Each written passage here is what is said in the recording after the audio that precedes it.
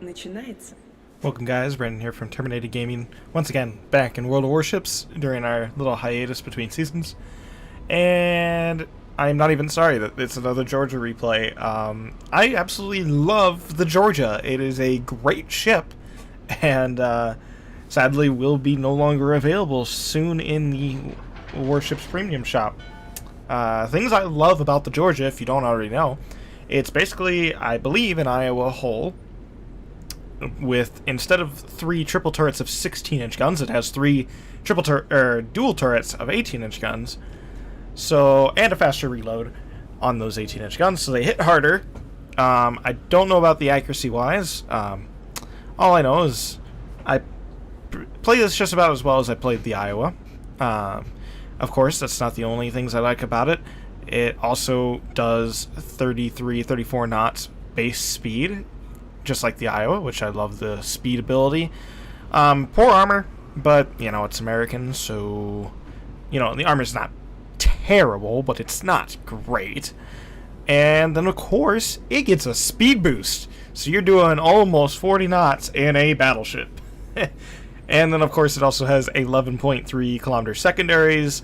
This is only a, like, 10, 12-point captain, I think, on this ship, to be honest. But of course, this is a Tier 9 and Tier 7 match here on whatever map this is. Warrior's Path, there's the lineup for you.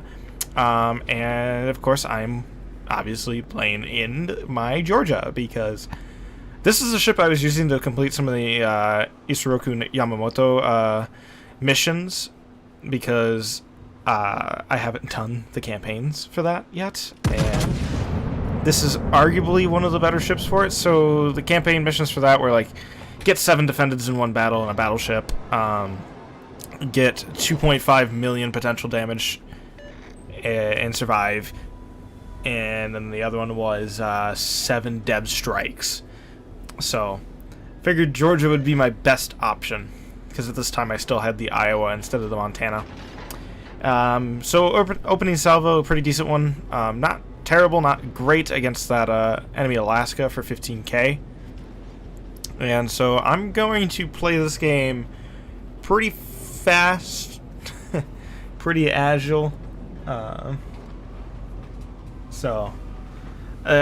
haven't used my speed boost. This is weird, because usually almost always I'm using my speed boost off the get-go in this game. Overled the New Orleans there, but of course that's my bad looking back. You know, we can all be like, oh, well, we, you know, do something better there, but it's like, well, you know, it is what it is. I couldn't hit him. It's sure. Let's go with that. Anyways, so opening salvo great against the Alaska. Well, could have been better, but you know, could have been worse. Already having to pop my first heal, and this is where I decided to pop my speed boost, to have 5 things targeting me. So at this point I was like, maybe I can get somewhere out of range. And then it's like, oh, well, I'm giving broadside to him, I'm giving broadside to the Alsace, the Gato, the Alaska. I'm in a bad situation. A situation where literally I probably shouldn't have survived, but by sheer tenacity and I guess good speed boost to get this thing going, I'm going to put myself in a situation where I'm only facing 1 or 2 guys at a time. Of course, this isn't a full secondary build. Oh, well, here's a Nagato turning outward away from me, and we get 1 Citadel, 26k damage from 3 out of 4 hits. I felt like that was okay. That could have been way better, but I don't know. We didn't watch where those shells went, so I'm not 100% sure. Of course, the Cyclone's coming in, but at this point right now, I'm trying to get to this island, because there's still a Fletcher somewhere over here, and you can see I'm actually outrunning his torps. There's an Alsace and a Gato, and then there's a Gneisenau and a New Orleans. So I'm trying to put distance and get an island in between me and some of the other ones. And here you see me, I make sure to focus my secondaries on that Fletcher, in case he pops back up. One of the perks of not having manual secondaries to start with is the fact that I can prioritize targets and they'll still shoot at other things, but as soon as he comes back up, they'll immediately engage. So here we're already up to like 60k damage. We get the kill on the Nagato because he was burning from our secondary hits, and now I can actually engage this Alsace, and he is the only target that can shoot back at me at this current angle. I decided to push up a little bit there. It's terrible shots on my part. It's also with the weirdness of the French armor. So I push up into a position here because I thought the New Orleans was going to push around, so I just wanted the Alsace to shoot at me. And then you got this Gneisenau now here, and then I was like, oh shoot, well, he's going to push me to try to torp me because he's got the advantage in this situation compared to me. Because he has an island to protect him, so he can get his torps off before I had any opportunity to nuke him. So while my speed boost is still active, I'm trying to reverse. Of course, the speed boost gives you top speed boost and also engine power boost. So I can actually speed up to reverse here, which is what I'm going to continue to do. And then this guy now, I think, has some second thoughts about pushing around in front of me, since he sees that I'm backing off. And so I'm going to continue to back off and then try to put fire in on... Actually, I think I'm holding my fire because I'm not sure if he's going to come around. But I think eventually here I'm going to decide to actually just shoot at the Alsace. Yeah, because the Alsace is starting to turn, I think. And then, so I was like, oh, he's going to continue to turn out. No. He kept on that path, so all of those were going to ricochet. It was a good job on his part to kind of bait that. And of course, what I'm doing here is I'm terrified of the Gneisenau's torps. I don't want to give the tier 7 battleship an easy kill on a tier 9 battleship, so I'm making that difficult on him and just continuing to reverse. But then I noticed, like, oh, here we have this Florida and our Seattle. The Seattle's been hit decently, and the Florida is now the undivided attention of the Gneisenau and the Alsace, as I am no longer spotted. So I decide to go to full stop and then go back up to speed. And I'm going to execute a turn out first, while I'm noticing that this Alsace is shooting. Because he's not got his guns on me yet. He's actually turning out. I put those shells, not great. If I could have put them a little bit further behind, would have been better. So I feel like I feel confident I can make this turn before I get shot. And I just make it so the Alsace can't just bully me with his shells. And notice now that I've made myself a target again, the Gneisenau is pushing up. So he really wants to come over here and mess me up.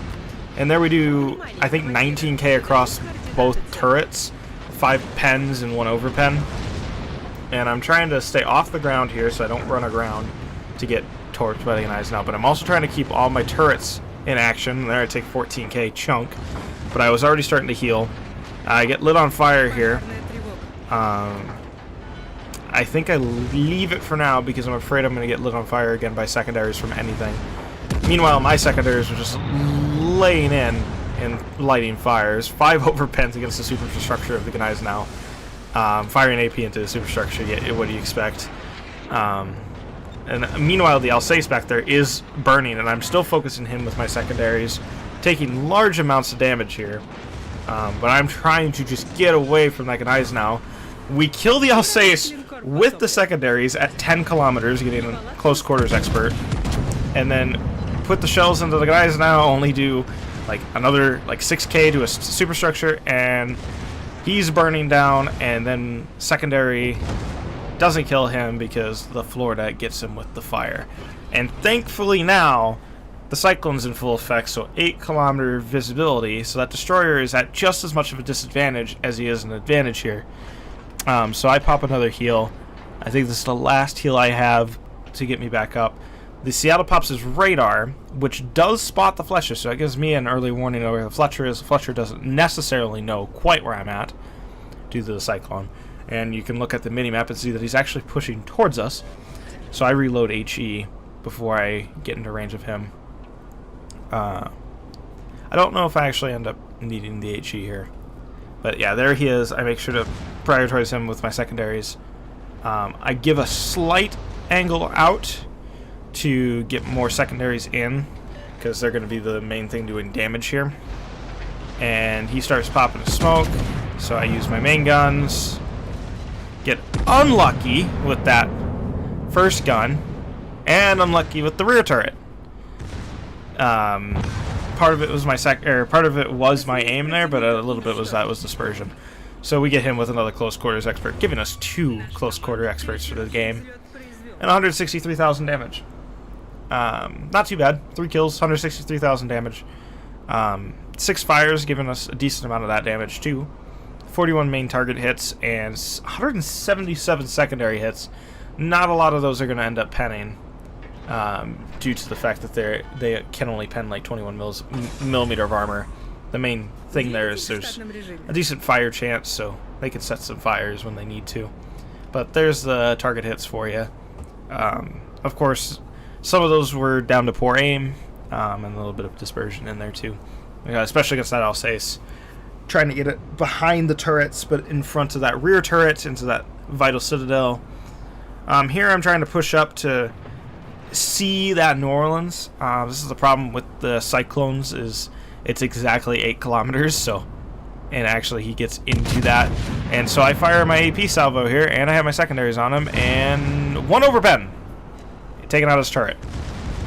So, a little unlucky there, but I don't know if it came down to more of my aim. And here I'm sitting here thinking, man, can I beat the Seattle and get it with my secondary? No. Get a 3rd second close quarters expert? No, that's not going to happen. So, we're up to almost 165,000 damage, and we got more secondary target hits there, and we only got 1 more main battery hit, sadly. Of course, talking about downsides of the Georgia again. 20 kilometer max range. I'm one of those battleship players that I'll take those speculative shots, but main battery range doesn't necessarily bother me that much, mainly because of the probability of actually hitting something if somebody's actually paying attention is very limited. And of course there's only 2 ships left on the enemy team, and I have a speed boost, so I'm going to pop that and try to get over there to get to them before this match ends. But I believe, unfortunately, we do not catch up to them. This match was a few days ago, and played several since, so I should start recording these more often. But anyways, back to the downsides of Georgia. Of course, sometimes the armor is not great. We've noticed my platoon mate that I usually run with, Zane, and I have noticed, and I believe this has been a long-term notice of the Georgia for overall in the community, is it eats a lot of penetration damage, even when it's bow on. There's a spot just behind the superstructure that if shells land, it seems like they just pen and do damage, because we were getting 10k salvos in the Iowa against a bow on Georgia repeatedly, and we just kind of noticed that, and I've noticed it from playing it too. Of course, the 20 kilometer range is a downside to some. If you want to do a full secondary build, you really can't get concealment expert in there. Otherwise, I think I might just go with manual secondaries and not IFHE and do concealment, because the spotting range is 14.3 with a concealment mod, 14.8 actually, and 10.2 in the air. So it's kind of rough. It is kind of rough. It's a rough ship, and the match is basically over. I'm not going to get another chance to fire any more shots, even with the speed boost doing 39 knots, pushing over here. Not going to get to catch up to those ships before we cap out on points. But yeah, overall, I really do enjoy the Georgia, and I recommend you guys to pick one up. If you have the vaguest interest in the ship and you have the money to spare, pick up a Georgia before they go away. I do actually have the post-battle result screens here saved this time. So for that game, 165,000 damage, 2 close quarters, 3 kills, and a high caliber. We placed not first on the team. The Izumo and our Esachio did better. Of course, it wasn't super spectacular. I don't believe we had an assisted cap in there or anything. So we really just were kind of there to do damage, try to tank some, and I think we did that decently well. Maybe the tanking part, not so much. Let's take a look.